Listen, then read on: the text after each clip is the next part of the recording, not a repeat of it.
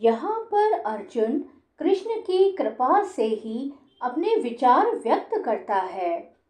यह परंपरा प्रणाली कहलाती है, अर्थात गुरु परंपरा को मानना। परंपरा प्रणाली के बिना भगवत गीता को नहीं समझा जा सकता। यह तथाकथित विद्यालयी शिक्षा द्वारा संभव नहीं है।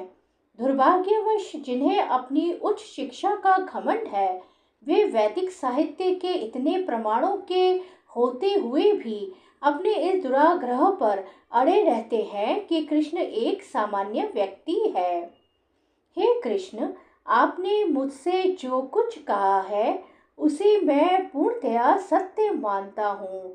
हे प्रभु, न तो देवतागण न असुरगण ही आपके स्वरूप को समझ सकते हैं। यहाँ पर अर्जुन इसकी पुष्टि करता है कि श्रद्धाहीन तथा आसुरी प्रकृति वाले लोग कृष्ण को नहीं समझ सकते। जब देवतागण तक उन्हें नहीं समझ पाते तो आधुनिक जगत के तथाकथित विद्वानों का क्या कहना। भगवत कृपा से अर्जुन समझ गया कि परम सत्य कृष्ण है और वे संपूर्ण है, अतः हमें अर्जुन के पथ का अनुसरण करना चाहिए। उसे भगवत गीता का प्रमाण प्राप्त था। जैसा कि भगवत गीता के 4th अध्याय में कहा गया है, भगवत गीता के समझने की गुरु परंपरा का ह्रास हो चुका था, अतः कृष्ण ने अर्जुन से उसकी पुनः स्थापना की, क्योंकि वे अर्जुन को अपना परम प्रिय सखा तथा भक्त समझते थे। अतः जैसा कि गीतोपनिषद की भूमिका में हमने कहा है, भगवत गीता का ज्ञान परंपरा विधि से प्राप्त करना चाहिए। परंपरा विधि के लुप्त होने पर उसके सूत्रपात के लिए अर्जुन को चुना गया।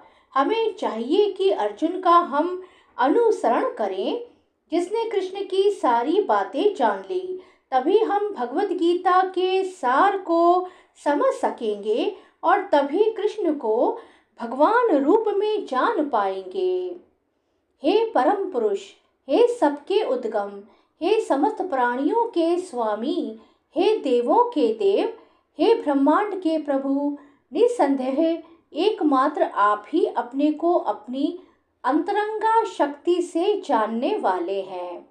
परमेश्वर कृष्ण को वे ही जान सकते हैं जो अर्जुन तथा उसके अनुयायियों की भांति भक्ति करने के माध्यम से भगवान के संपर्क में रहते हैं।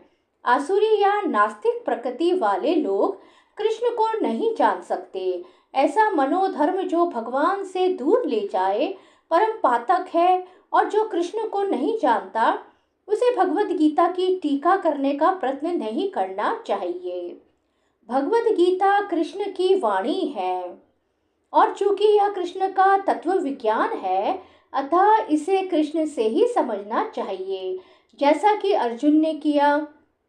इसे नास्तिकों से ग्रहण नहीं करना चाहिए। श्रीमद् भागवत में कहा गया है कि परम सत्य का अनुभव 3 प्रकार से किया जाता है: निराकार ब्रह्म, अंतर्यामी परमात्मा तथा भगवान। अतः परम सत्य के ज्ञान की अंतिम अवस्था भगवान है।